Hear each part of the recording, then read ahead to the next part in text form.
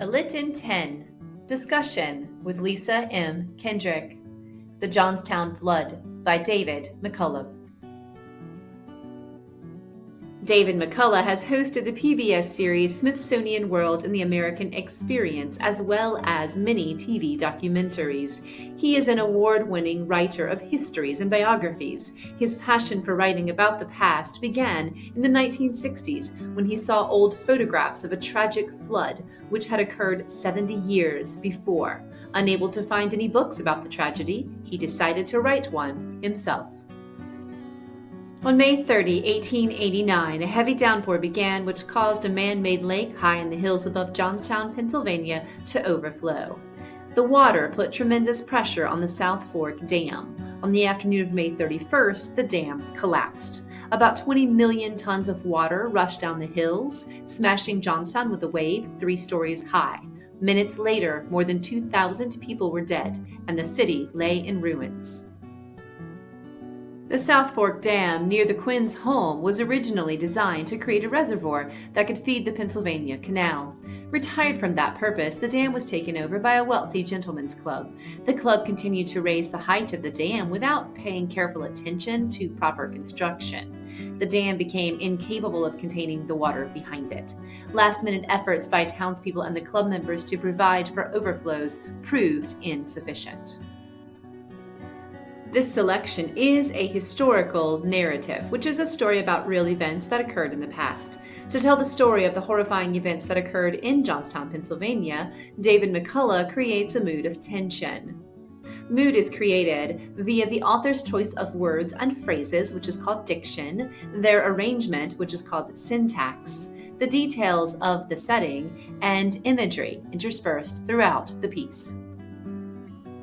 The overall mood of this story is one of suspense and terror. Effective details that create this mood include Mr. Gwynn's worries in line 8, his desperate actions, lines 38 to 70, the description of the Quinn's house collapsing, Gertrude's desperate survival attempts, lines 99 to 123, and the description of Gertrude flying through the air in lines 164 to 165.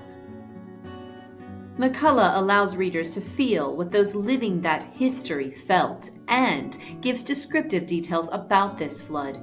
He also emphasizes how Gertrude's survival was based on her own actions and the actions of others. She tried to survive by herself, but she had to rely on the help of strangers and a little bit of luck with the arrival of that mattress as a raft. Chronologically, Mr. Gwynn moved goods at the store to avoid the rising water. As the water neared the Gwynn's house, the family ran to the hill, but Aunt Abby, Libby, Gertrude, and the baby turned back. When the house collapsed, only Gertrude survived. As Gertrude floated in the water, Mr. McAkern swam to her. Mr. McAkern threw Gertrude to Mr. Cock, who gave her to a stranger. He carried her to the hill and left her with the Metz family. Some imagery that helps build mood includes details that tell about how Gertrude dangled her feet in the water which covered the yard. The water already rising shouldn't be high enough for her to dangle her feet from the porch. Also, the detail of the purple pansies floating face up in yellow water creates a mood of doom because the flowers were no longer on the ground and the water was yellow from contamination.